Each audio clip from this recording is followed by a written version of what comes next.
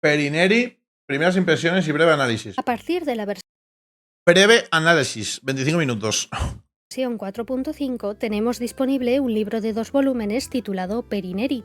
Esconde el lore de Khaenri'ah sumamente interesante, siendo una agradable sorpresa en una versión de lo más tranquila, sin misiones ni eventos especialmente importantes. Este vídeo es un poco diferente de los que suelo hacer, pues nunca he tomado un libro del archivo como objeto de estudio, pero creo que Perineri se lo merece. Así que hoy, en Hablemos de Genshin, le echaremos un vistazo a este libro y veremos qué información nos revela, al menos como una investigación preliminar que nos prepare para futuras revelaciones más sustanciosas sobre Khaenri'ah. Antes que nada voy a leer el libro entero, para tener el contexto completo durante este vídeo y por si alguien no lo ha leído todavía y le interesa escucharlo. Si alguien quiere ¡Audiolibro! ¡No me jodas, eh! No. Pasemos al análisis. de la dinastía del Eclipse, la que gobernaba durante el desastre de hace 500 años. Empecemos por los datos históricos que nos revela este libro. Hasta ahora sabíamos de la existencia de la dinastía del Eclipse, la que gobernaba durante el desastre de hace 500 años, pero Perineri nos revela la existencia de una dinastía anterior, la de la Luna Escarlata. En las notas que hay al final del libro se nos da un poco más de información acerca de la diferencia entre ambas. Durante el gobierno de la dinastía de la Por cierto, Perineri, para los que no entendáis, se supone que parece que puede tener algo de relación con Arlequino, ¿vale? Así que, cuidado. Luna Escarlata existían los corceles oscuros, bestias de combate con forma de lobo creadas a través de la alquimia, según los estudios arqueológicos de Khaenri'ah. De hecho, la alquimia y una orden de caballeros particular llamada Caballeros Domabestias fueron una piedra angular de esta nación durante la época. Esto abre la posibilidad de que la quimia de la que nos habla Albedo, la que practica su maestra, es originaria de esa antigua era de Khaenri'ah, y de hecho es posible entonces que la propia Rindotir también naciese o llegase a Khaenri'ah durante esta época. La dinastía de la Luna Escarlata desapareció eventualmente, siendo sucedida por la del Eclipse. Al parecer, esto marcó el inicio de una nueva era en la nación subterránea, una donde aumentó el interés en la ingeniería mecánica en detrimento de las prácticas anteriores. Quizá por eso la mayoría de restos de Khaenri'ah que han llegado hasta el presente son sus máquinas, aunque es curioso cómo éstas imitan organismos vivos, un rasgo propio de la rama de la alquimia que acabamos de mencionar. Quizá, pese a la nueva tendencia, hubo ciertos rasgos de la era anterior que se conservaron y evolucionaron en lugar de simplemente desaparecer. Además de estos detalles históricos, Perineri nos revela información sobre un aspecto geográfico de Khaenri'ah muy particular, su relación con el abismo.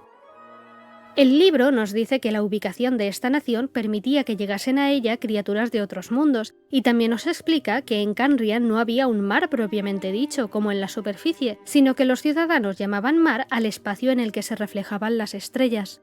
Esto es muy posiblemente el mar de estrellas al que se hace referencia durante la misión de Arconte de Fontaine y las misiones de la comunidad Cruz de los Narcisos, el espacio que el narval Devora Estrellas cruzó para llegar a Teyvat.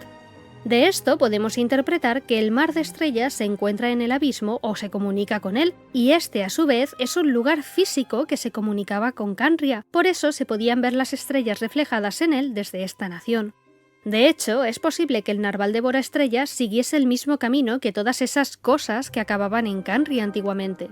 Primero cruzó el mar de estrellas y llegó al abismo, donde Tartaglia lo vio hace años, y eventualmente alcanzó el mar primigenio y empezó a bebérselo, hasta llegar finalmente a la superficie de Teyvat buscando más. Como esta vez las fuerzas de Khaenri'ah ya no estaban ahí para impedir su paso, tal y como se explica en Perineri, el narval pudo llegar hasta donde llegó. Pasando a otro... O sea que Khaenri'ah tanqueaba la ballena, ¿no? O sea que es culpa de Khaenri'ah que a mí no me salgan los personajes en tiradas prontas, ¿no? Tempranas. Que no me salga, que pierda los pitis, es culpa de Khaenri'ah, ¿no? O sea, todo lo que me pasa a mí es culpa de Khaenri'ah, me tanquean, ¿no?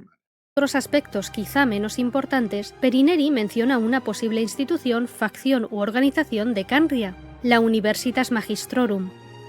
Si traducimos este nombre del latín palabra por palabra, universitas significa el conjunto de, la totalidad o la universalidad, mientras que magistrorum es el genitivo plural masculino de magister, que significa maestro, comandante o jefe, entre otras acepciones similares. Lo típico, un poquito de latín por aquí, un poquito de sumerio, lengua muerta por allá. un poquito de griego, poca cosa. similares.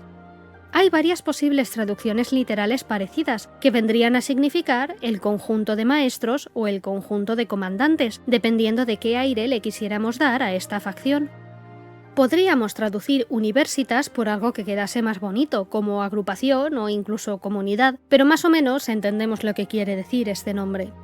En este libro se habla del combatiente más diestro de la Universitas Magistrorum, dando a entender que la organización tenía un carácter militar. Sin embargo, esta no es la primera vez que la vemos mencionada. Si entramos en las ruinas circulares, el mundo dentro del Vademecum de la Revelación, y subimos al punto más alto de este, donde crecen unos girasoles, podemos encontrar un registro escrito por Jacob Ingold. En él divaga un momento sobre la opinión que tendría René sobre su investigación, diciendo: «Sentí que René mostraría su expresión habitual y criticaría a la Universitas Magistrorum por boicotear su investigación, ignorando los principios fundamentales que la sustentan por ahondar en...». ¿Ves? Esto lo pusieron en la 4.0, cabrón. Y claro, tú lees esto y dices, ¿qué coño es Universitas Magistrorum? Bueno, pues en la 4.5, una versión donde no hay nada, te ponen en la tienda un puto libro. En una parte del libro te habla un poco más sobre Universitas Magistrorum. Así son. ¿Me entiendes, no? Esto porque te lo explica Nani. Si no, es que literal no se entiende. O sea, esto no lo pilla ni el tato, tío. En las minucias técnicas. Incluso invirtieron el orden secuencial de la alquimia para otros fines. Esta manera de describir a la Universitas A lo Dark Souls. ¿Quieres lore? Búscalo, sí, pero por lo menos ese lore no te viene 3 versiones después. ¿Entiendes? Tú tienes el Dark Souls. Si quieres lore, lo buscas. Pero no te viene la 4.5. ¿Eh? Después de casi un año. ¿Vale?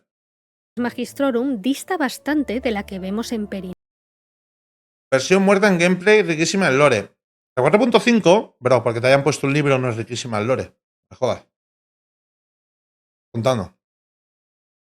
Si hasta el evento principal era de pociones full relleno, no canónico. O sea, vale, han sacado un libro en la 4.5, pero, bro, un libro no es rica en lore. Es literalmente una notita de los desarrolladores que te ponen ahí. Toma, un libro. Toma un poco de lore, para que no lloréis. ¿Me entienden, no? No hay que fliparse tampoco, ¿eh? O sea, una versión rica en lore será en Canomilla, donde tienes un montón de libros, un montón de referencias, un montón de NPCs, un montón de misiones de lore. No por un puto libro, una versión es buena en lore. ¿Vale? Perineri, dando a entender que era una agrupación o comunidad de investigadores, científicos o incluso alquimistas. Como la palabra Magistrorum puede tener muchos matices, es perfectamente posible que esta organización tuviese varias ramas, varias vertientes. Ese interés que tenían Gracias, Geobox. por las minucias técnicas y los cambios que hicieron en el proceso alquímico encajan con las características de la era de la dinastía del eclipse, así que es posible que la Universitas Magistrorum se fundase ya en esta época, o que fuese una institución más antigua que evolucionó y cambió sus objetos de estudio. Pero además, la manera en la que Jacob se expresa da a entender que tanto él como René estuvieron en contacto con esta organización, es decir, esta existía hace unos 400 años, un siglo después del desastre de Canria. De momento no tenemos más información sobre esto, pero el hecho de que sobreviviese al desastre abre la puerta a la posibilidad de que siga existiendo en la actualidad. Hay una institución más sobre la que Perineri nos da información valiosa: el orfanato que acogía tanto a huérfanos del reino como a niños abandonados del mundo exterior.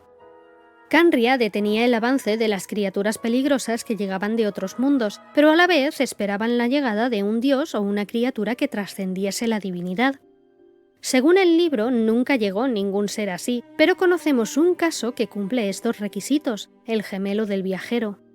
En la misión La transposición de la Génesis, en la versión 3.3, Scaramouche nos cuenta que la primera parada de nuestro gemelo en Teyvat fue Canria, pero además especifica que llegó a Teyvat después de una invocación. ¿Podemos complementar esta información? Espera, que ahora nos vamos al lore de la 3.3. Es que esto es súper difícil, bro. Hacer esta especie de correlación entre datos, tío. Es muy loco, ¿eh? Con lo que nos cuenta Clotario Alves. En EVA es mejor comprar con PayPal o con tarjeta. De normal, en PayPal. que en Cariberto, en la versión 3.5. Los ciudadanos de Canria... Ahora la 3.5. Es que es esto, es un saltimbanqui. De verdad, si no te hace una persona este trabajo, todo esto lo pasas por alto, 100%, ¿eh? O sea, no...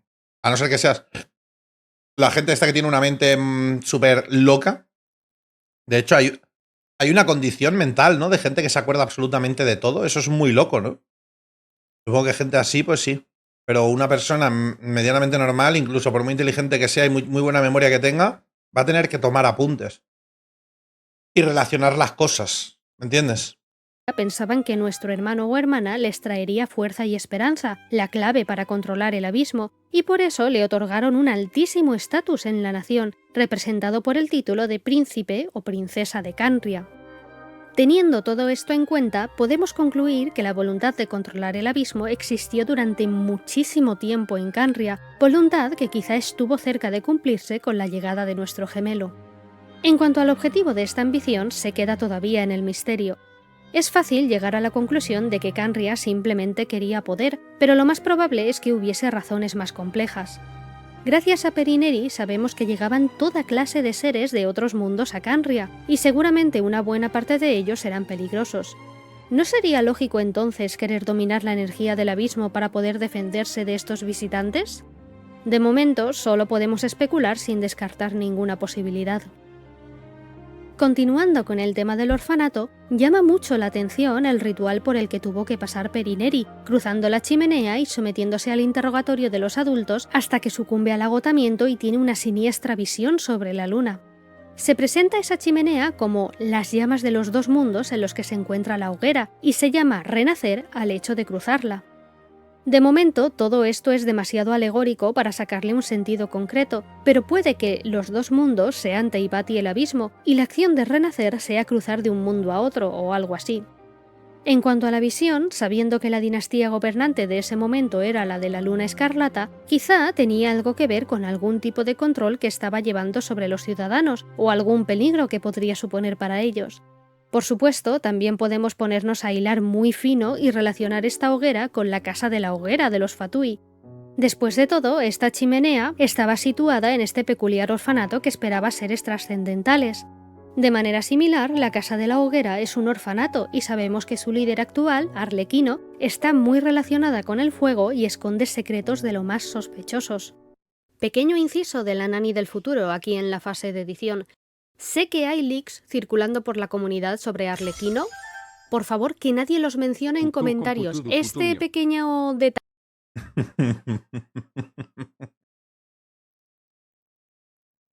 Putos dicks. esta pequeña mención que he hecho a ella en este momento del vídeo, es solamente especulativo. Estoy basándome solamente en la información revelada en Perineri y no quiero saber nada más.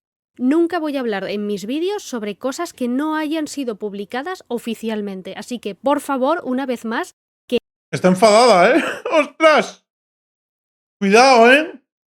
que nadie mencione absolutamente ningún leak en los comentarios. Pasemos ahora a otro punto muy interesante sobre la historia de Perineri. Cuando éste sale de las fronteras de Canria persiguiendo a Leobrand y Angélica y los tres llegan a Se enfadó con los Lorelic Crafters. la superficie de Teyvat, Leobrand se convierte en una bestia que en vez de hablar profiere alaridos. Angélica afirma que este cambio se debe a que desciende de aquellos que traicionaron a su propia deidad, cosa que recuerda a la maldición que sufrieron los habitantes de Canria tras el desastre. Los que no eran de sangre pura se convirtieron en Gilichuls. Angélica incluso menciona que los nobles de Canria estaban obsesionados con la pureza de la sangre, quizá precisamente para intentar evitar esta maldición. Lo más curioso de esto es que Leobrand solo se transforma al llegar a la superficie, cosa que encaja con otro detalle que nos revela este libro. Solo unos pocos habitantes de Canria salían a la superficie, aquellos que debían cumplir asuntos oficiales. Para los demás, el mundo entero estaba bajo tierra, en las profundidades cercanas al abismo y el mar de estrellas. Una fresita. No es la primera vez, eso sí, que vemos algo relativamente parecido. Bueno. En la misión Requiem desde el abismo, en la versión 2.6, se nos revela el nombre de las flores que lleva Lumina en el pelo. Se llaman Inteibat y tienen la particularidad de que, si salen de las fronteras de Canria, sus pétalos se endurecen y se quedan petrificadas. Solo si vuelven a su lugar de origen se reblandecen de nuevo, marchitándose como deberían haberlo hecho tiempo atrás. Hostias. Así hizo ella cuando le comí la fresita. Menos comer fresitas, ¿eh? Solo puedo comer fresita yo. Estos dos fenómenos dan a entender que, aunque Canria es técnicamente parte de Teyvat, no le afectan todas las leyes de este mundo. Quizá es la influencia del abismo, o quizá Canria se encuentra en una situación similar a la de Encanomilla, situada en un lugar que permite el paso y la comunicación con Teyvat, pero desearía ser la fruta. hallándose en un limbo entre este mundo y el abismo. Pero además, la maldición de Leobrand tiene otra característica interesante. Cuando Angélica llega al orfanato, menciona que su dios fue vencido por el dios del oro, y como ella no lo reconocía, decidió exiliarse. Esto situaría la historia de Perineri en algún punto de la Guerra de los Arcontes. Podemos acotar un poco más el momento histórico, pues se menciona la nación de Liyue con ese nombre, y sabemos que el puerto de Liyue fue fundado hace 3700 años. Por otra parte, también sabemos que la Guerra de los Arcontes terminó hace aproximadamente 2000 años, así que ahí tenemos nuestro periodo aproximado. Los hechos narrados en Perineri ocurrieron como mucho hace 3700 años, y lo más reciente posible hace 2000. Esto significa que la historia de Perineri ocurre mucho antes del desastre de hace 500 años, y por tanto la maldición que hizo que Leobrand se transformase en bestia no es la misma que afecta a los antiguos ciudadanos de Canria en la actualidad. Ya había indicios antes de que esta maldición no fue impuesta una sola vez, pues los Hilichuls llevan existiendo en Teyvat más de 1000 años, tal y como afirma su descripción del archivo. Ahora, además, sabemos que hubo humanos que escaparon de la Guerra de los Arcontes, traicionando a sus dioses, y por eso cayó una maldición sobre ellos y sus descendientes.